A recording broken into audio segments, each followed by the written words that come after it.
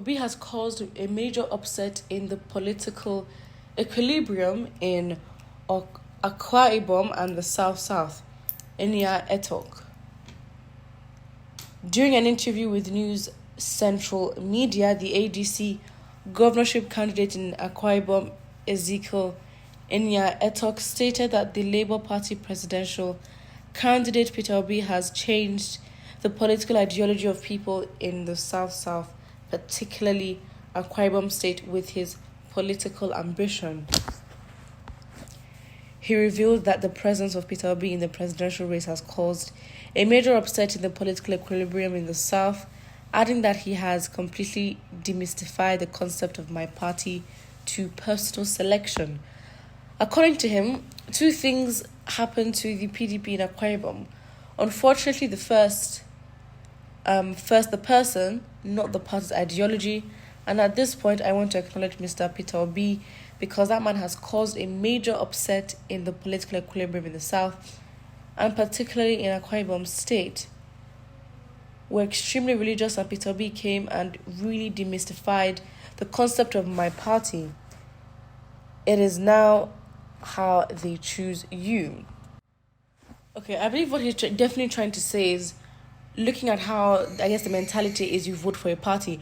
And to be honest, I do get that, because I am definitely of the opinion that as much as you're looking at the individual, you also look at the party and what the party stands for. Because, for example, if a party, in an ideal sense, brings, let's say, an individual, a candidate that, a lot of people do not know about, how can the people trust that, this individual is good enough? The party must have chosen, or from what the party's, operations are, that individual, emerged as the favorite or the person to get that position, right? So what I'm saying is, in my opinion, you look at the party in the sense that, what are the patterns? What does the party stand for, and what do they produce? And in my opinion, APC and PDP are just not out of the line. They're just don't even go there. And I use that analogy especially to look at the APC, because tried and tested, right? You have seen them, and, look at the kind of individuals they're bringing into office. I mean, you look at what Buhari has done on the presidential level, and then look at the individual they're also giving to you and saying this is your presidential candidate. Absolutely not. So in that regard, I think it is also amazing. I mean, it's also crucial to look at the party itself and what the kind and caliber of individuals that they produce. As much as look at that, you don't just make a decision based on one factor only. You make it too simplistic. And yes, you may need that sometimes, but in politics, I don't think it works like that. But also look at the individual. So now, in the case of Peter Obi, yes, I think more than just the individual, because I feel like politics in the country definitely looks more like a fan celebrity sort of lifestyle. In the sense that this person comes and it's like, oh my days, this person is amazing. And then again, we zone in on the individual that we don't even think of the bigger picture, the party. And we always, engage in politics at the presidential level alone, which is not enough, because there's so many processes, especially to legislation, that the president may not directly be involved in. Yes, he would have to assent a law into a bill as a law and, be part of that process. But in terms of you being, being represented and actually having an advocate, the president cannot do that for you. And again, it's also that simplicity in trying to, go through and get results without doing the hard work. So yes, you can look at the individual, and I feel like that's fine.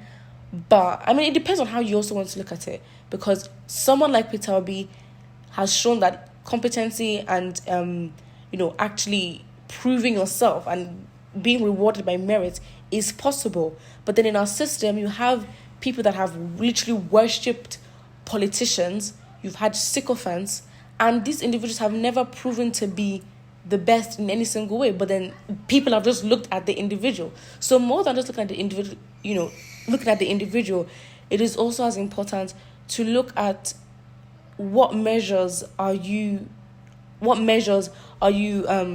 using to indicate whether this person is good or not. So in terms of competency, leadership skills, what have they done? What is their history in politics? How does this person think? That is a crucial thing as well. And Peter Obi has proven so many times to think, multidimensionally, not just about, fixing the economy, but also education. But of course, understanding that you treat things one at a time. He has shown, strategic thinking. The way he speaks of himself, this is a clearly, intelligent person. And I think we need to up our standards. Our standards in politics are so low, especially for the individual, at the individual level, because the standards have been so low. So you see an intelligent person like, what does that one even do? But then you see the comments that your politicians make and the approach they, use in solving issues, and you're like, this person thinks like this? How can you even say things like this? You know what I mean? And then the system itself that, rewards impunity allows for people to speak anyhow, to carry themselves it's very bad. And so if you wanted to speak about intelligence, let's raise the bar to at least intelligent candidates. Not just, you have multiple degrees. A lot of them have degrees. Most of your politicians have been professors, even in the law, and they go into office and they're misbehaving. So obviously, it doesn't make sense. But as a collective, as a people, maybe as we're getting into, that side of politics where, engagement and citizen engagement has increased, and projections show that the voting population is looking, to double from 2019 or even triple from 2019, and that is a good thing. So I think as that engagement comes, development comes to the fact that, okay, fine, with who we choose to vote for and put in office, we need to have a collective mindset of the standards that we need, because really we are coming from zero. So yes, I think Peter Obi's, candidacy and his campaign has really changed a lot for Nigerians. And I think, to be honest, why the change has just been so perfect is because, especially with the youth are definitely intentional in making change. And that confidence, I always say, definitely was emboldened by the NSAS protest. Because the same way, online engagement and obviously awareness was promoted during the NSAS protest, yes, things may not have changed drastically, but we got results in terms of raising awareness, especially putting the Nigerian government literally put them on a shame stick, and literally told the world, laugh at our government. And again, how the government chose to react to the whole situation made it even worse.